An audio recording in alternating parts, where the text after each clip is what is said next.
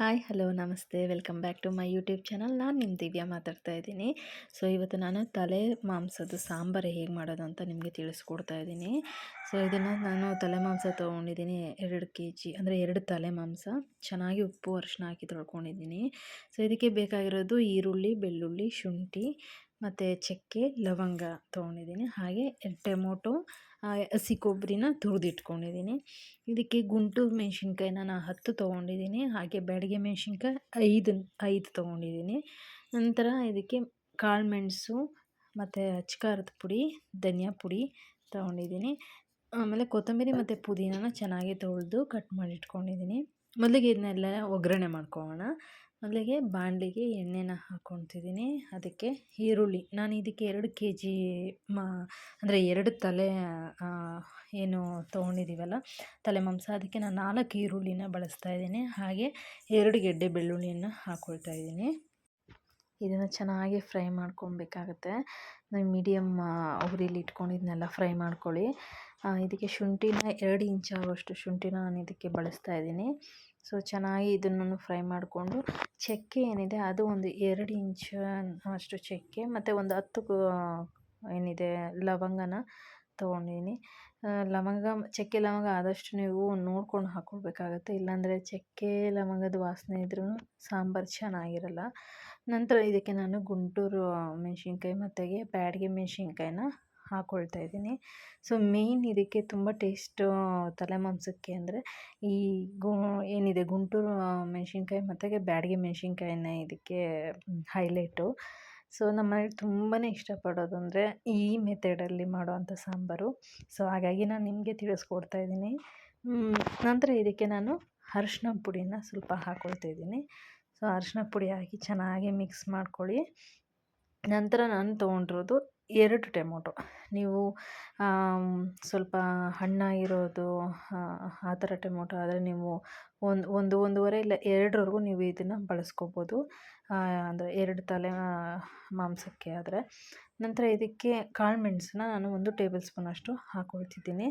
So ಖಾರ spicy ಇಷ್ಟಪಡೋರು ಅಚ್ಕಾರದ ಪುಡಿ ನಾವು ಉಪಯೋಗಿಸೋದ್ರಿಂದ ಸ್ವಲ್ಪ ನಾವು ಶುಂಠಿ ಮತ್ತು ಈ ಬ್ಯಾಡಗಿ ಹಸಿಮೆಣ್ಸಿನ್ಕಾಯಿ ಎಲ್ಲ ಉಪಯೋಗಿಸೋದ್ರಿಂದ ಎಲ್ಲ ಇದನ್ನು ನೋಡಿಕೊಂಡು ನೀವು ಹಾಕ್ಕೋಬೇಕು. ಸೊ ಇದನ್ನು ಚೆನ್ನಾಗಿ ನಾನು ಫ್ರೈ ಮಾಡಿಕೊಂಡು, ಕೊಬ್ಬರಿ ಏನಿದೆ ಕೊಬ್ಬರಿ ತುರಿಯೋದೆಲ್ಲನೂ ಬಾಡಿಸ್ಕೊಂಡಿದ್ದೀವಿ. ನಂತರ ಲಾಸ್ಟಲ್ಲಿ ನೀವು ಕೊತ್ತಂಬರಿ ಮತ್ತು ಪುದೀನ ಏನಿತ್ತಲ್ಲ ಅದನ್ನು ನಾನು ಇದನ್ನು ಸೇರಿಸಿ ಚೆನ್ನಾಗಿ ಫ್ರೈ ಮಾಡ್ಕೋತಾ ಇದ್ದೀನಿ. ಸ್ವಲ್ಪ ಅದು ಎಲ್ಲ ಚೆನ್ನಾಗಿ ಫ್ರೈ ಆದ ನಂತರ ನಿಮಗೆ ಧನಿಯಾ ಪುಡಿ ಮತ್ತು ಇಲ್ಲಿ ನಾನು ಖಾರದ ಪುಡಿನ ಇದಕ್ಕೆ ಮಿಕ್ಸ್ ಮಾಡ್ಕೋತಾ ಇಲ್ಲ.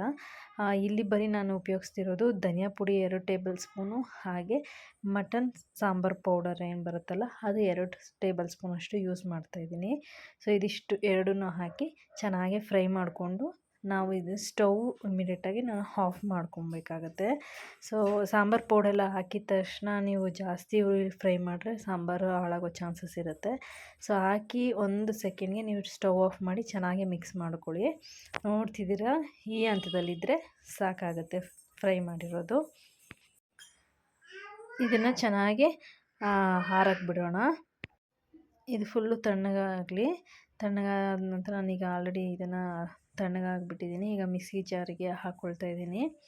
ಸೊ ಎಲ್ಲ ಐಟಮ್ಸ್ನ ಫುಲ್ಲು ಮಿಕ್ಸಿಗೆ ಹಾಕಿ ಸೊ ಒಂದು ರೌಂಡು ನಾನು ಇದನ್ನ ಗ್ರೈಂಡ್ ಮಾಡಿಕೊಂಡು, ನಂತರ ಇದಕ್ಕೆ ನೀವು ನೀರನ್ನು ಸೇರಿಸ್ಕೊಂಡು ನುಣ್ಣಗೆ ರುಬ್ಕೊಬರ್ಬೇಕಾಗತ್ತೆ.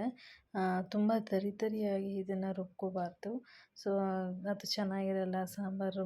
ಮಧ್ಯೆ ಇದಕ್ಕೆ ತಲೆ ಮಾಂಸಕ್ಕೆ ಆದಷ್ಟು ನುಣ್ಣಗೆ ರುಬ್ಕೊಂಡ್ರೆ ತುಂಬ ಚೆನ್ನಾಗಿರುತ್ತೆ. ಸೊ ನೀವು ನೋಡ್ತಿರ್ಬೋದು, ಈ ಥರ ನೀವು ನುಣ್ಣಗೆ ರುಬ್ಕೋಬೇಕಾಗತ್ತೆ.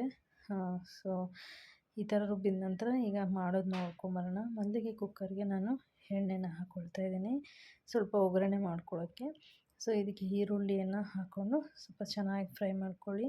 ಈ ಹಂತದಲ್ಲಿ ನಾನು ಖಾರದ ಪುಡಿಯನ್ನು ಹಾಕ್ಕೊಳ್ತಾ ಇದ್ದೀನಿ. ಖಾರದ ಪುಡಿ ಹಾಕ್ಕೊಳ್ಳೋದ್ರಿಂದ ನಿಮಗೆ ಕಲರ್ ತುಂಬ ಚೆನ್ನಾಗಿ ಬರುತ್ತೆ. ಸಾಂಬಾರು ಕಲರು ಸ್ವಲ್ಪ ರೆಡ್ಡಾಗಿ ಚೆನ್ನಾಗಿ ಕಾಣುತ್ತೆ.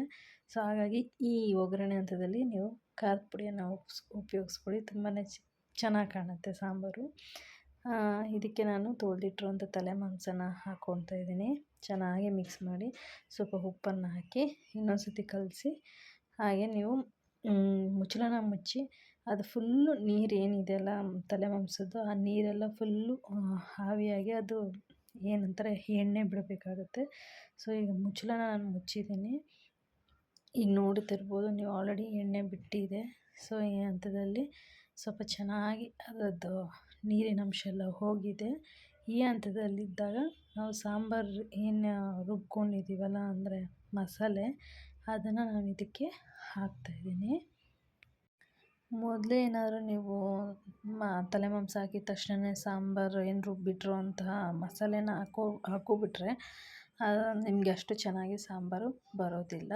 ಹಾಗಾಗಿ ನೀವು ಮುಚ್ಚಳನ ಮುಚ್ಚಿ ನೀರು ಚೆನ್ನಾಗಿ ಹೋಗಬೇಕು. ನಂತರ ಅದು ಸ್ವಲ್ಪ ಎಣ್ಣೆ ಅಂಶ ಬಿಟ್ಕೊಂಡ ನಂತರನೇ ಖಾರನ ಕಲಸಿ ಆಗ ತುಂಬ ಚೆನ್ನಾಗಿ ಬರುತ್ತೆ. ಸೊ ಈಗ ನಾನು ಖಾರನ ಕಲಸಿದ ಮೇಲೆ ನೀರನ್ನ ಹಾಕ್ಕೊಳ್ತಾ ಇದ್ದೀನಿ. ನೀರು ನಿಮಗೆ ಯಾವ ಒಂದು ಕನ್ಸಿಸ್ಟೆನ್ಸಿಯಲ್ಲಿ ಬೇಕು ಸಾಂಬಾರು ಅನಿಸುತ್ತೋ ಅಷ್ಟು ನೀವು ಅದಕ್ಕೆ ನೀರನ್ನು ಉಪಯೋಗಿಸ್ಕೊಳ್ಳಿ. ಆದಷ್ಟು ತಲೆ ಮಾಂಸದಲ್ಲಿ ಸ್ವಲ್ಪ ತೆಳ್ಳಗಿದ್ರೇ ಚೆನ್ನಾಗಿರುತ್ತೆ, ಗಟ್ಟಿ ಇರೋಕ್ಕಿಂತ. ಸೊ ನಾನು ಇದಕ್ಕೆ ನೀರನ್ನು ಉಪಯೋಗಿಸಿ ಕುಕ್ಕರ್ನ ಹಾಕ್ಕೊಳ್ತಾ ಇದ್ದೀನಿ. ಇದನ್ನು 7ರಿಂದ 8 ವಿಷಲ್ನ ನಾನು ಕೂಗಿಸ್ಕೊತಾ ಇದ್ದೀನಿ. ಸೊ ನೋಡ್ತಿರ್ಬೋದು, ಕೂಗಿಸ್ಕೊಂಡು ಕೊತ್ತಂಬರಿ ಸೊಪ್ಪನ್ನು ಹಾಕ್ತಾಯಿದ್ದೀನಿ. ಚೆನ್ನಾಗಿ ಬೆಂದಿದೆ. ಸೊ ಈ ಹಂತದಲ್ಲಿ ಇರುತ್ತೆ. ಸೊ ಎಳೆ ಮಟನಾದ್ರೆ ಬೇಗ ಬೇಯುತ್ತೆ. ಸ್ವಲ್ಪ ಕಲ್ತಿರೋದಾದರೆ ಇನ್ನೊಂದು 2 ವಿಷಲ್ ನಿಮಗೆ ಕೂಗಿಸ್ಕೊಳ್ಬೋದಾಗಿದೆ. ಸೊ ನೋಡ್ತಿರ್ಬೋದು ನೀವು, ಸಾಂಬಾರು ಕಲರ್ ಆಗಿರ್ಬೋದು ತುಂಬ ಚೆನ್ನಾಗಿದೆ. ಇದು ಮುದ್ದೆಗೆ ಅಂತೂ ಕಾಂಬಿನೇಷನ್ ತುಂಬ ಚೆನ್ನಾಗಿರುತ್ತೆ. ಟ್ರೈ ಮಾಡಿ, ಲೈಕ್ ಮಾಡಿ. Thank you so much.